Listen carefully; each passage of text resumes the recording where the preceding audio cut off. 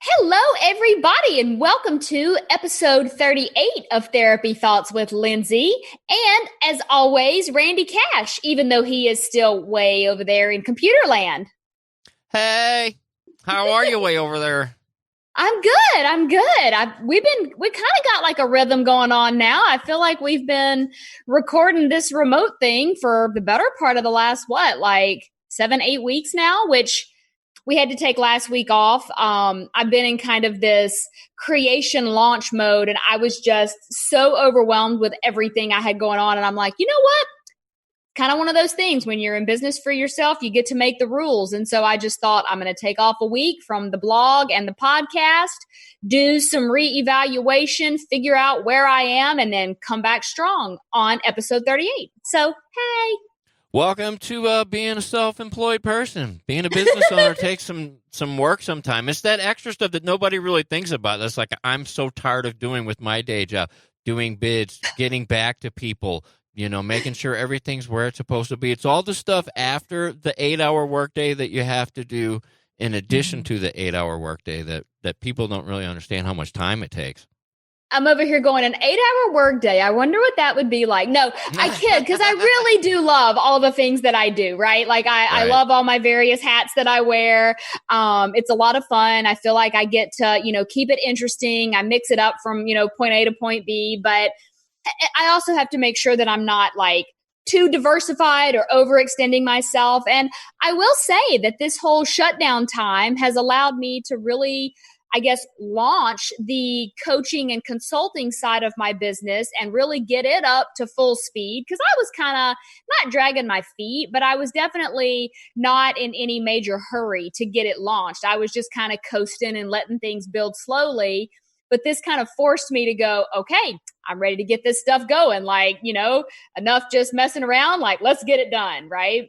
So actually, let's see. So today, let me look at the calendar to see how far out we are. So, okay, today is Thursday, the 21st. So we're like a little under 4 weeks from the official launch of my new relationship communication online workshop.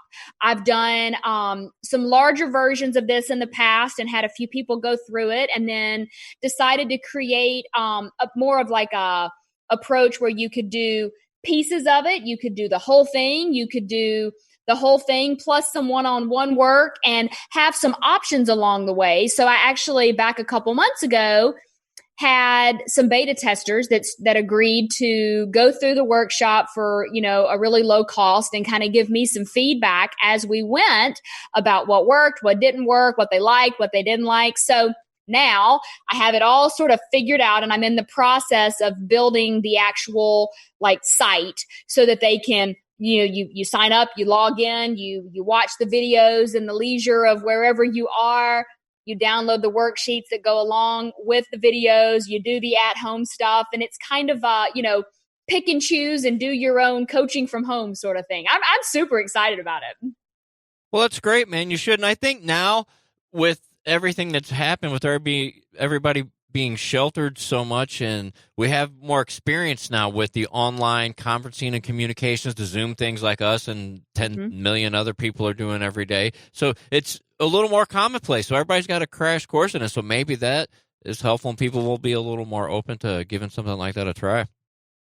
That's a really good point. I hadn't thought about just not just my own comfort and, kind of lighting a fire under me to start something. But you're right. I think it really has given a lot of us and just various people in our population access to technological things that maybe they didn't even know existed, just because the nature of their day to day didn't require them to know those things. But yeah, we are going to cover everything. Like I said, you get choices of what you actually want to, take part in, but there's going to be a lot of focus on that relationship communication checklist that I'm always talking about, and actually some action oriented steps of how to implement does it need to be said? Does it need to be said now? Does it need to be said by me? Right? Like that's a really in theory, simple checklist to put in place, but the actual like practice of that and learning how to use that in your day-to-day relationship communication takes some practice. And sometimes it takes a lot of not doing it quite right, like some trial and error before you figure out how it works for you. So we're going to focus on that. There's going to be lessons that you can go through that are going to be about not just what the 5 love languages are, but also, how to use them and then how not to use them, some kind of do's and don'ts, some ways to actually apply them to your relationship, and the reason that it's helpful to have that framework. We're going to do the same thing with the 4 tendencies and the 4 agreements. Then we're going to move into a whole section on the sexual component of a relationship, and like kind of my best practices from sex therapy land of how to actually implement, some really good practices that can help you keep the erotic side of your relationship going. And then there will be the option, if people do still want to work with me in a one-on-one capacity, kind of like an add-on to help them through the workshop. But it should take somewhere between 6 to 9 weeks for someone to go from the very beginning of the program all the way through kind of ending all of the modules. So it's been a lot of fun to create. It's forced me to have to learn how to do all sorts of like video editing. I've had to learn how to incorporate things into a sales funnel. It's been interesting. I'm going to say that the 3 questions, should it be said thing, if you do that long enough like I do, I don't even ask the questions anymore. It's just like nope, and it's that fast. I was like nope. I don't even ask myself the questions anymore. I'm cracking up over here because we're trying to record, right? And my dogs have decided that it's time to have like World War III in the living room. So they're like literally jumping and leaping one another as we're going. But you know what?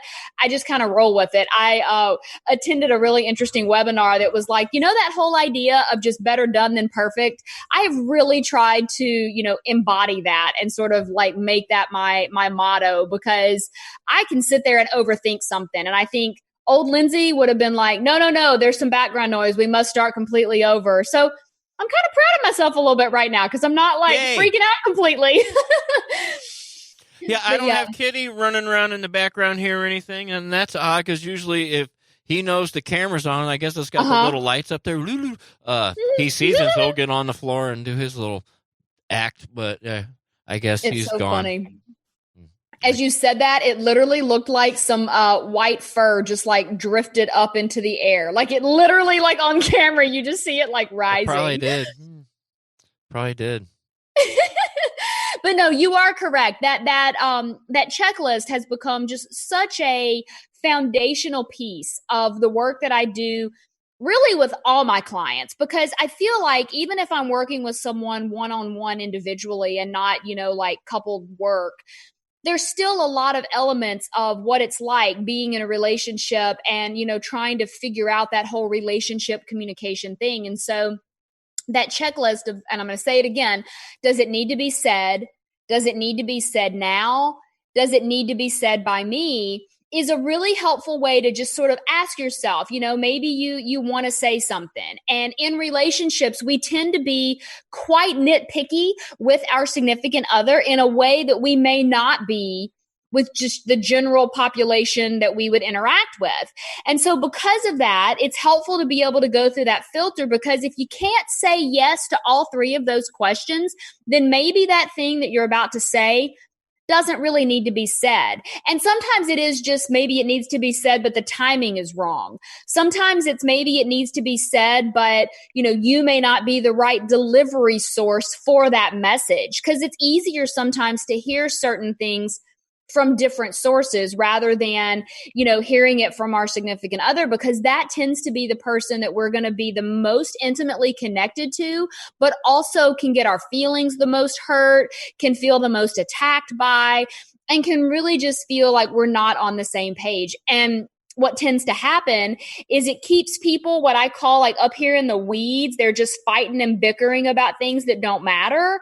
And the workshop is designed to help you not only recognize the difference between weeds and being like in the deep stuff, but how to get to those things beneath the thing, right? There's always a thing beneath the thing. And, I have had a lot of people during the the shutdown, I guess that's the best thing to call it, quarantine, whatever you want to call it, that have said, I don't know that, therapy is really for me, but I've noticed that, there are definitely elements of our communication that need to be worked on, or I'd like some tips or some pointers or some, tricks to sort of make it more effective. And so that's really what this was born out of, is trying to develop some, online courses and things that people can do to just, learn some better practices. Well, I'm really excited for you, man. And I put a lot of work into it, and I know it will benefit Yes. people if they decide to take advantage of it. I'm telling you, it helps Yeah. me every day. What every day to you? What'd you say? It helps me every day and other people. Good.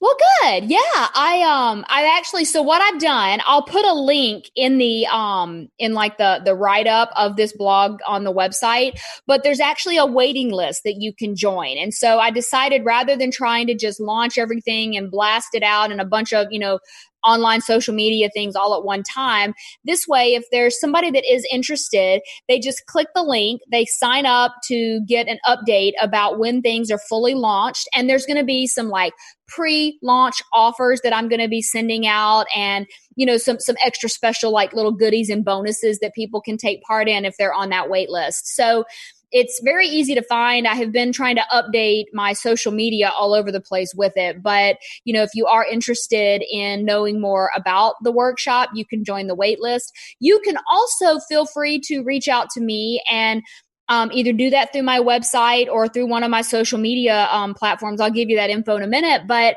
you can reach out to me, and we can even have a quick either video chat or like a phone call to determine, like, are you a good fit for the workshop? Because I had somebody today that reached out and said, hey, I have a friend that's going through a divorce. Are they right for this workshop? And although I may eventually create a whole section on divorce and recovery and all of that, this one is more geared towards how to fix the relationship communication in the relationship you're in and that you want to keep it going, right? So I will never encourage someone to join something that they aren't a good fit for, but I'm more than happy to provide any info I can along that decision tree.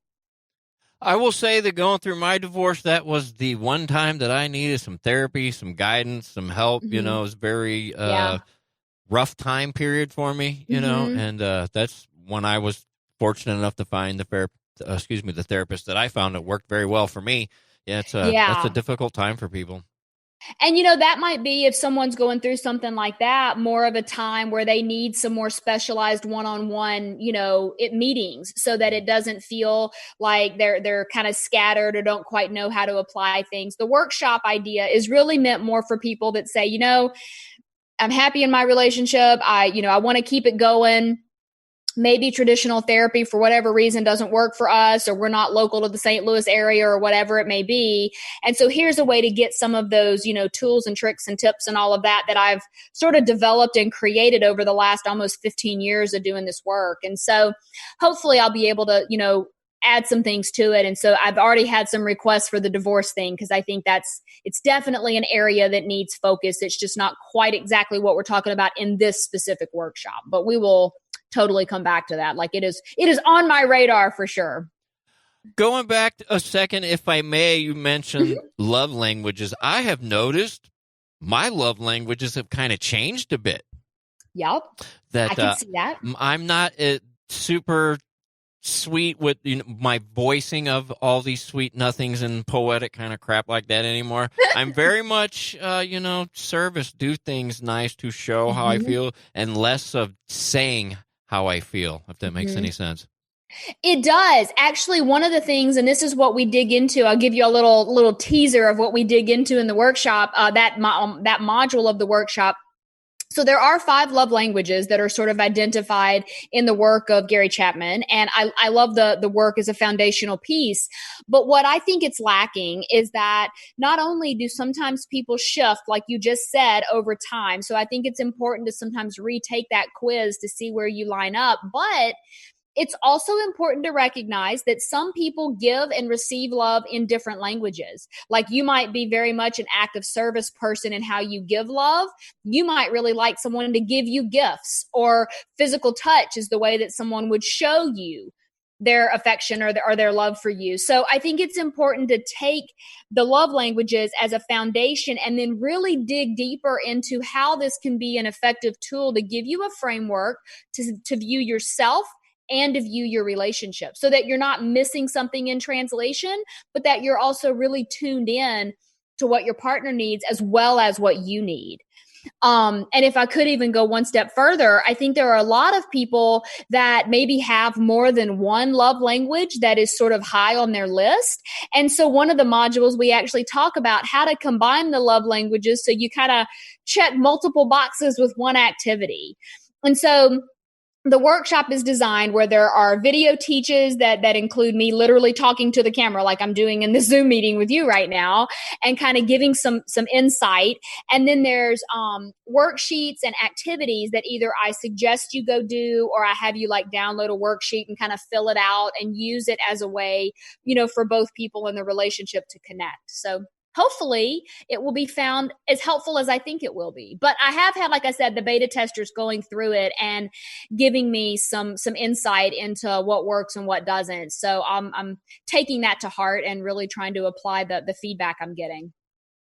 Yeah, I know for me, like I said, the love languages have changed. And I've noticed, like, also, as I'm getting older, I'm becoming like even more and more like calm and in control of my feelings. So I handle situations a lot differently, because I've been seeing someone for a few months, and I've been single for so long, and I have this whole back catalog of things not to do. And so I've tried now everything that I didn't do the previous times. When I see the red flags come up, that okay, I've realized in the past I did A, B, or C, and A, B, or C just did not work. So I'm going to try D, E, or F and see if that works. And that's, so far, been working quite fine. But I've also noticed that I'm changing in my personal relationships with people, my overall sense of the situation and how one another are feeling. I'm interpreting those things much clearer now. And I think doing that with my personal friendships are also helping me with my romantic relationship, if that makes sense.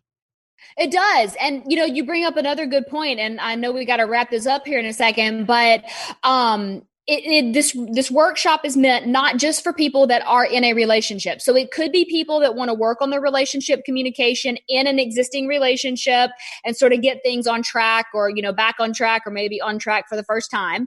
It also could be for someone that is single, that just wants more insight into themselves, so that they have kind of like what you were just saying, Randy, like the ability to go, oh, okay, so that's how I show up in a relationship. So when I do get into one, I know what to do, or I have some, best practices that can at least give me a really good fighting chance to build something that's going to work for me.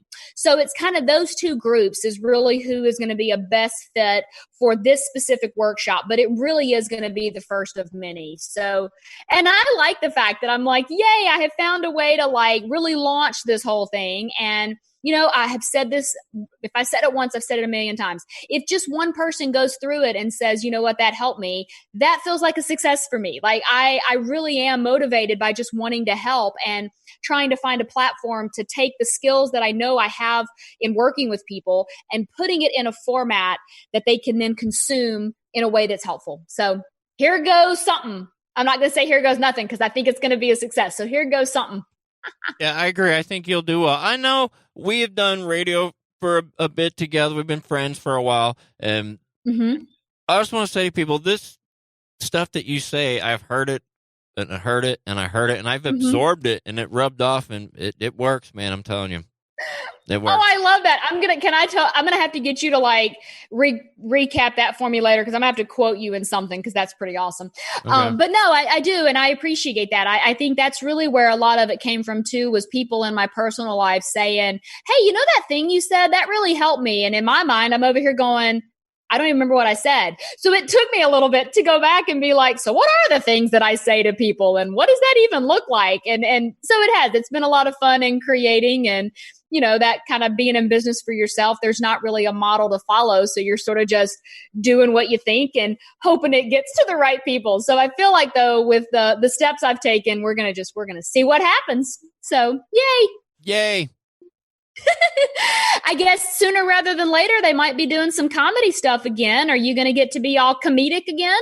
I hope so. I'm probably going to hang back a little bit when everything gets going. Maybe, I don't know. We'll see when the clubs open up again, how things are going with the reopening and how people are doing and feeling and acting, more importantly. So I hear you. People have been cooped up for a really long time. And, when they first get out, man, they might have a lot of steam to blow off, Yeah, absolutely. Yeah, well, people can still follow you on Instagram, though, when you post about your donuts at work, right? Correctamundo at our Cash Comedy on the Instagrams. Awesome. And actually, I have sort of been in a lot of creation mode with the whole social media thing, too.